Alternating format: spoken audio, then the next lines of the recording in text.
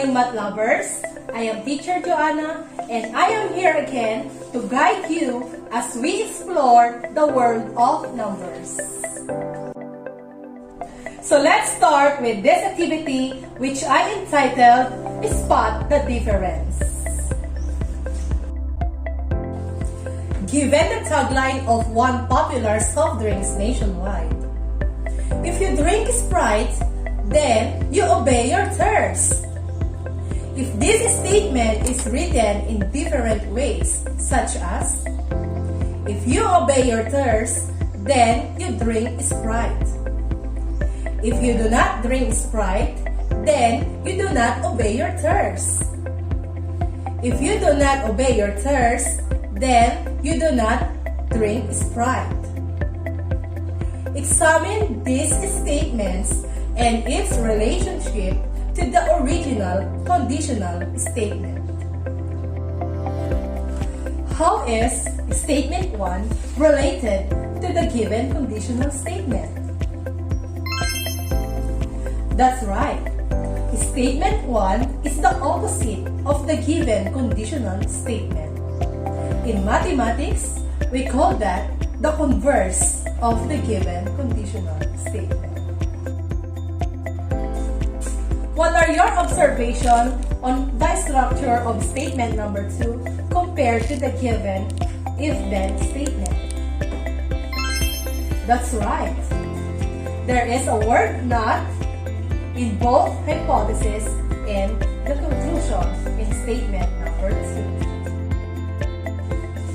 2. Therefore, statement number 2 is the inverse of the given conditional statement. What about in statement number 3? What do you observe on its structure? That's right. In statement number 3, we have the opposite of the given original statement, and we have the word not in the hypothesis and in the conclusion. In mathematics, we call it the contrapositive of the given conditional statement. Does the thought of the original conditional statement change when it was rewritten? No. The thought of the original statement doesn't change when it was rewritten. Do you have any idea what these statements are? That's right. They are the converse, inverse, and contrapositive forms of the given conditional statements.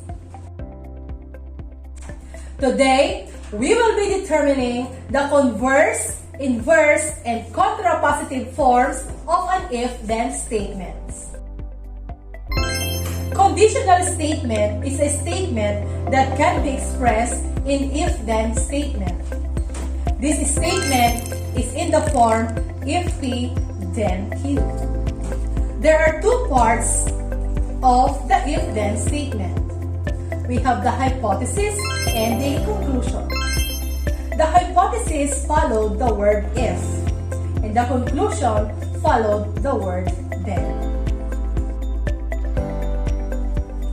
An if-then statement can be converted into converse, inverse, and contrapositive forms. The given table summarizes the converted statements in terms of P and Q. So what do you observe in the converse, inverse, and contrapositive forms of the given conditional statement? Let's find out if your answer is correct. To write the converse of a conditional statement, simply interchange the hypothesis and the conclusion. Example, if you drink Sprite, then you obey your thirst. That is our conditional statement. In determining its converse, we have, if you obey your thirst, then you drink Sprite. To write the inverse of a conditional statement, simply negate both the hypothesis and the conclusion. Example, we have this conditional statement: if you drink Sprite, then you obey your thirst. And the inverse form of this statement will be: if you do not drink Sprite, then you do not obey your thirst. To form the contrapositive of a conditional statement, first, get its inverse, then interchange its hypothesis and conclusion. Example, given the conditional statement, if you drink Sprite, then you obey your thirst. And its inverse is, if you do not drink Sprite, then you do not obey your thirst. The contrapositive form is, if you do not obey your thirst, then you do not drink Sprite. So let's answer the following examples. First example, determine the converse, inverse, and contrapositive form of the given if-then statement. So the given if-then statement is, if it is raining, then the field is wet. What is the converse of the given if-then statement? That's right. The converse form of the given if-then statement is, if the field is wet, then it is raining. How about the inverse form of the given if-then statement? That's right. If it is not raining, then the field is not wet. How about the contrapositive form of the given if-then statement? That's right. The contrapositive form of the given if-then statement is, if the field is not wet, then it is not raining. Second example, determine the following statement if it is the converse, inverse, or contrapositive form of the given if-then statement. The given conditional statement is, if an angle is a right angle, then its measure is 90 degrees. The first statement is, if the measure of an angle is 90 degrees, then it is a right angle. Is it the converse, inverse, or contrapositive form of the given if-then statement? That's right. It is the converse form. How about for the second statement? If the measure of an angle is not 90 degrees, then it is not a right angle.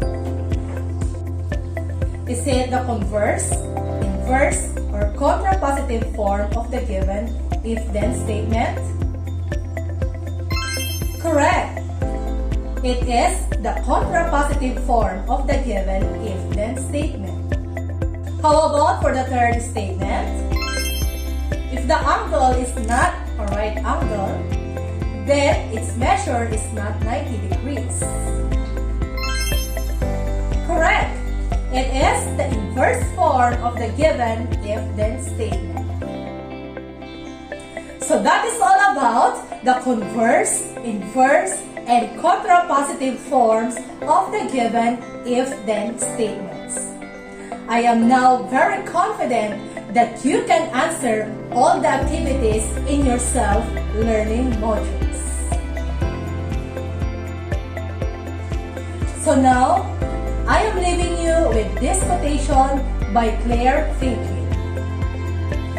Knowledge will bring you the opportunity to make a difference.